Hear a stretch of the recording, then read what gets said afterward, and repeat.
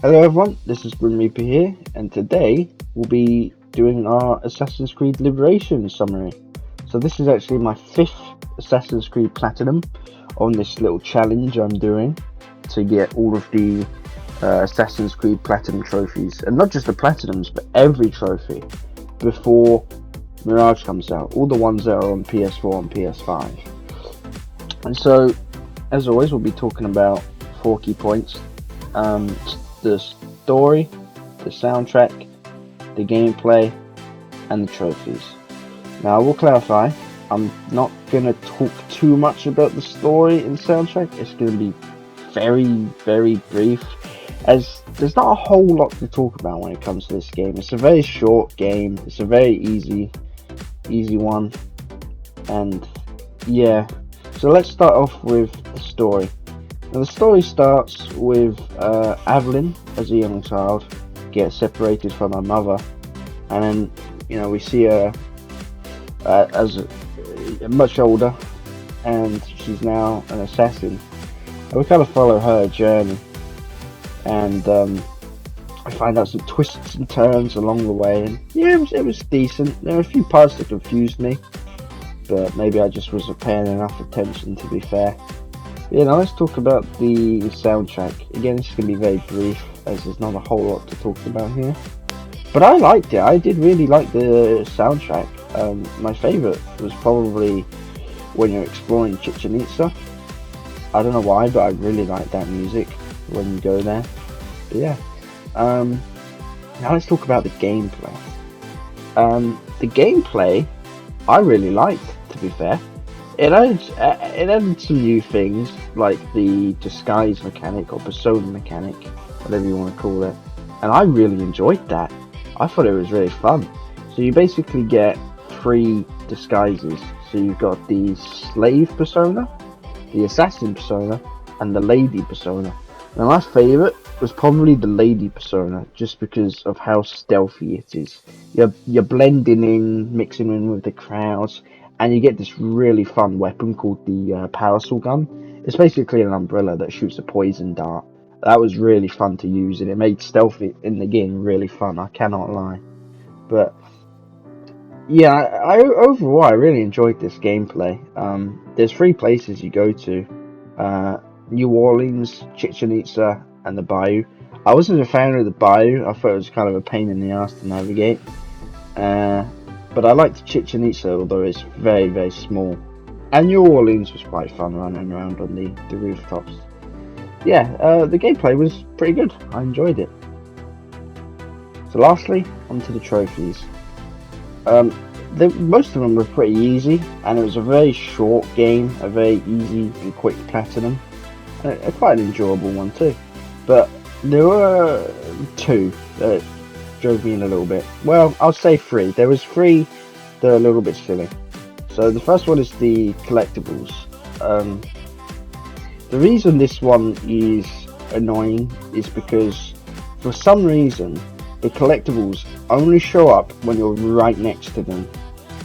A massive downgrade from 3, where they would just be on the map anyway, and it made it a bit of a pain to get them, especially in the Bayou. But it actually wasn't too bad, other than the Bayou collectibles. And then there was complete all mission constraints. That was a pain because, as I said, some of the optional objectives, it was supposed to be take no damage ones. They were a bit annoying. But then I found out towards the end you can just kind of cheese them with a smoke bomb. I really don't know why I didn't think of that. That would have saved my life, that knowledge earlier. Saved so much pain. But there's a mission towards the end that gets really annoying. There's a couple of them where they can be quite annoying, so I would just use a smoke bomb. If you can. There's one area I don't think you actually can in one mission. In that case, just try and wipe out all the lower enemies and then just keep whipping the boss. It can be quite tough though. So here's a bit of a bonus one I forgot about actually.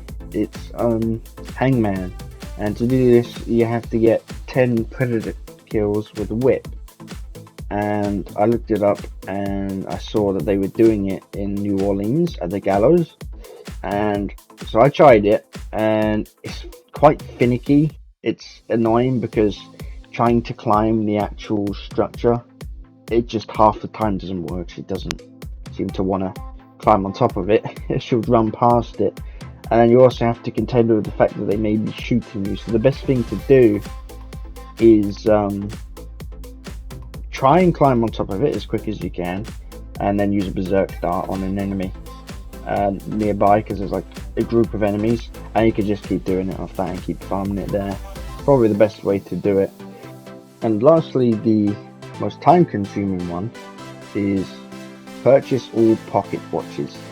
Now, if you've seen my Ezio collection video, or if you've gone for the platinum trophy on Assassin's Creed Revelations, this one may seem a bit familiar to you.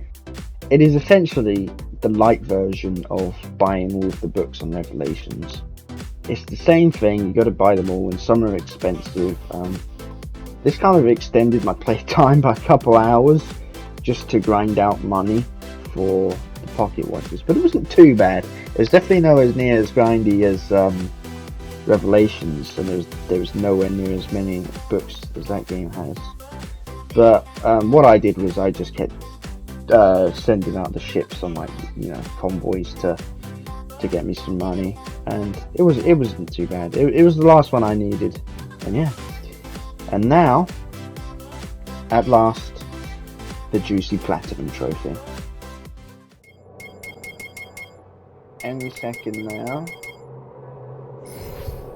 Oh no, don't do this to me. Yay! There we go.